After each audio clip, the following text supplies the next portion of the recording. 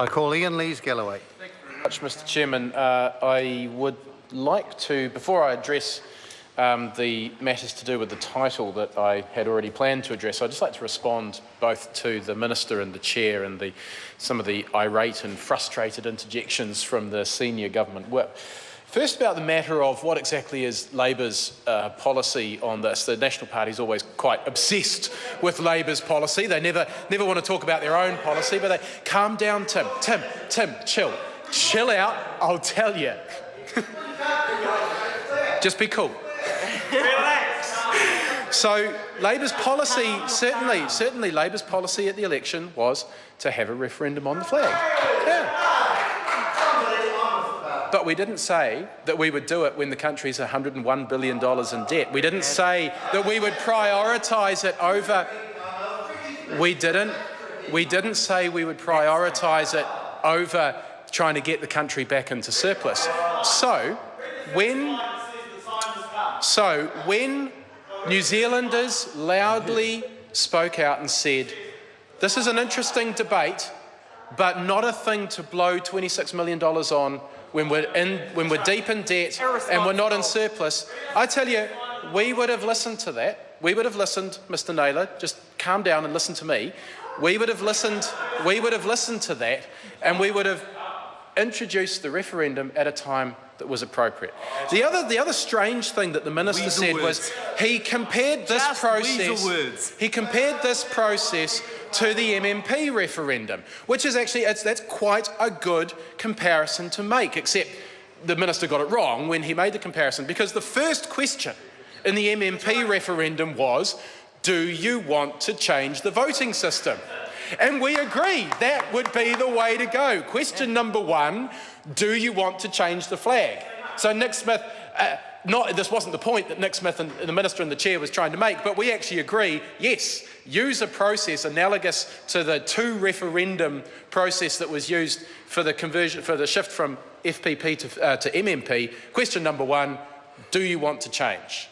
That would be the place to start with the referendum. Now, just so that Tim McIndoe and co can just relax for a second, I'd like to talk about something which I hope isn't too contentious.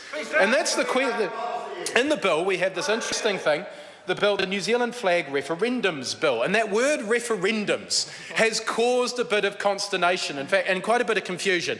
In fact, one of the members opposite, who was on the select committee, actually interjected on one of the members on this side, saying, no, it was referenda, not referendums. Now, I was a little bit concerned about that, because if a member was on the select committee, Tim, chill out.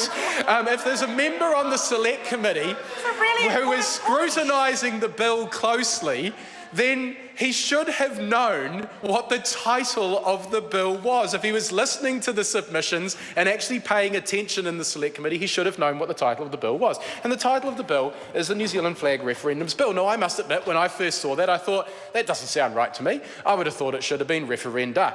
So, just like the member opposite, I was a bit confused about this, but I've looked it up, and it turns out that actually there's a really legitimate reason why the title has the word referendums in it, not the word referenda. And it turns out that this is all a matter of going back to the origin of the word referendum, which comes from the Latin. Now, my Latin pronunciation is a bit rusty, but I think the verb refer, meaning to refer. And so, yeah, well, actually, I did do Latin in third form at King's, but it was a long time ago, and I can't recall exactly how the pronunciation goes.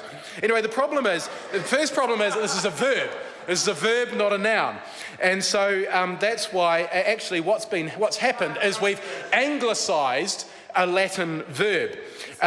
So what actually, the word referendum didn't start to be used until relatively recently. In the old days, the word was plebiscite, which is also derived from Latin, based on the word plebiscita, which comes from the Roman era word plebeian, meaning commoner. And in fact, the concilium plebis was the Roman parliament. It was the house of the common people. Well, sir, this is to do with the derivation of the word referendums, which is the word that's in the title title of the bill, and we are debating the title of the bill, sir. So it was only in the mid-19th century that the word referendum, which is a derivation of that Latin verb, came to be used. And it's because of the fact that it's a verb and not a noun, Mr. Chairman. Adrian Ruwafi. Ah, come on!